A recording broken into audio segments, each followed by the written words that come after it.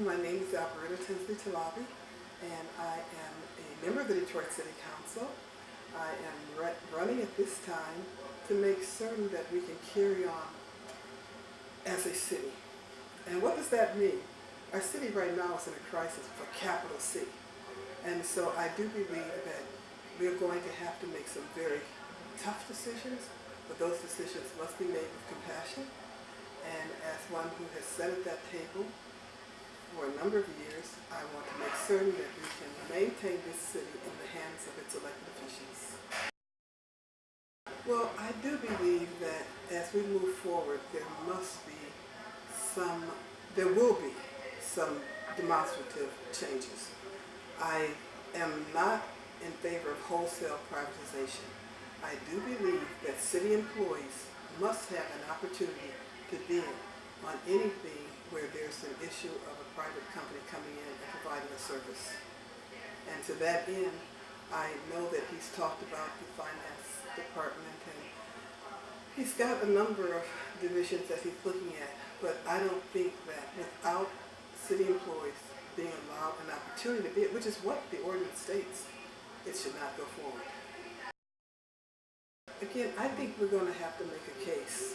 Right now, down Mack Avenue, down Kercheval, a number of streets in the city of Detroit, the lights are out. People in general want the lights on. I believe that the city of Detroit can keep the lights on, but we have to make certain that in doing so, that we can do it in a manner that will not continue to be such a financial burden. And I don't want to do anything that's going to create a situation where a private industry comes in and you find that that cost is higher than what city employees would do.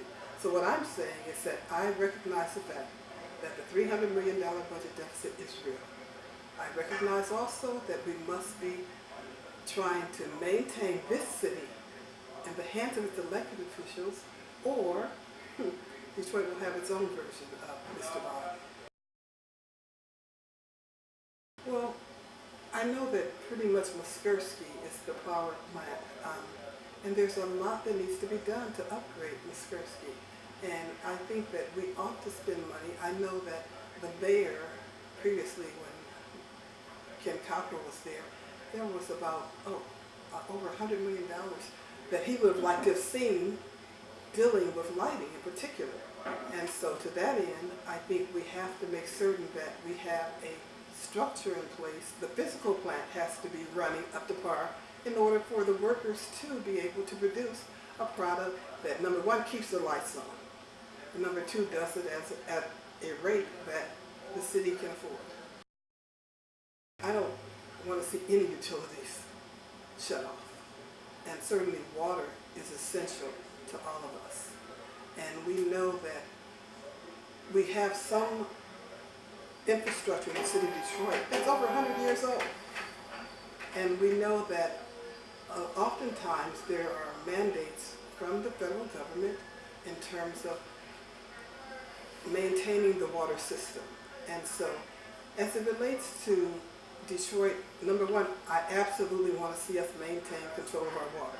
I don't want ever to see us giving it up or creating a situation where Detroit is no longer in control of it. And so I would say that water, being as essential as it is, we must maintain control of it, and we absolutely have to make certain that we maintain the infrastructure so that it's always safe. I mean, there have been other cities where water has been detrimental to its citizens.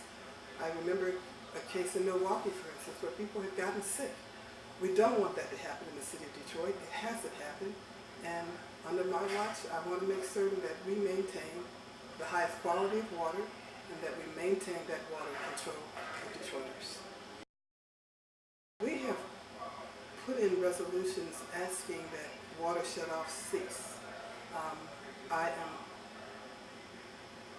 I've seen situations where families have had their water cut off, and I know for a fact that the city of Detroit has to work with persons to keep water on. It's a situation, I believe, that we've seen it. It creates havoc when a person's water is cut off. And I absolutely am against any water shutoffs. Well, council can propose, and we do. What happens ultimately is that the mayor, the executive branch,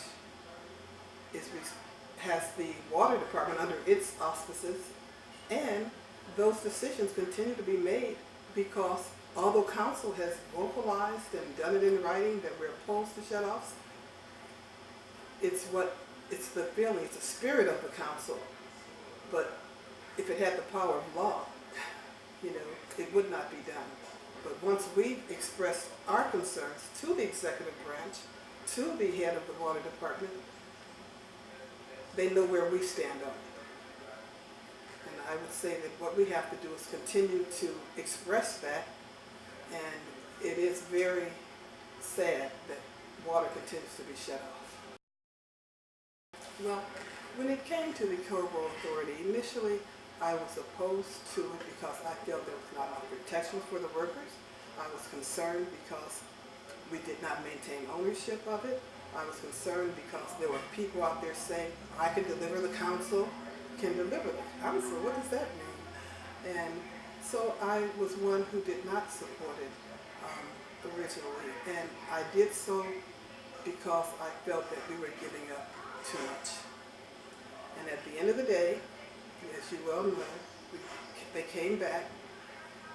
Como remains in the ownership of the citizens of Detroit, and we have a situation now where, yes, there is an authority, but they did make certain concessions to make certain that workers who were there would be protected. And so at the end of the day, council did not have a vote per se on it, but when they came back with this revision, it did pass. So there we are, and I can only hope that it will mean for us that our hotels downtown will be full, because as you know, conventions bring folks who have to have a place to stay, and they eat downtown, and they spend money downtown, and ultimately, that's what we all want.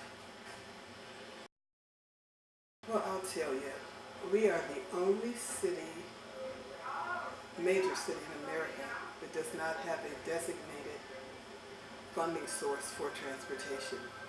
And in the city of Detroit, we continue to spend millions from the general fund for transportation. So I recognize that SMART and DDOT, if we can come to an agreement that in no way has either side losing, that it would behoove us to have a transportation system that took people across the metro area. Absolutely. And I do think it should be run by transportation here in the city of Detroit. Well, I absolutely want to see the incinerator decrease to the point where we won't have it at all. And what my research shows is that most cities have some kind of combination of landfill, recycling, and some incineration. I would hope that Detroit could move entirely away from incineration because we know the impact that it has throughout our community. Well, I know that's another situation. They are providing that at this time, and ultimately I suspect we'll end up having something with DTE or another arrangement that will continue to provide for the businesses throughout downtown. I know that some of them at one point, they were looking to back out from the incinerator, and I think at the end of the day, we're going to have a continue it to some degree, but it probably won't be through the current incinerator.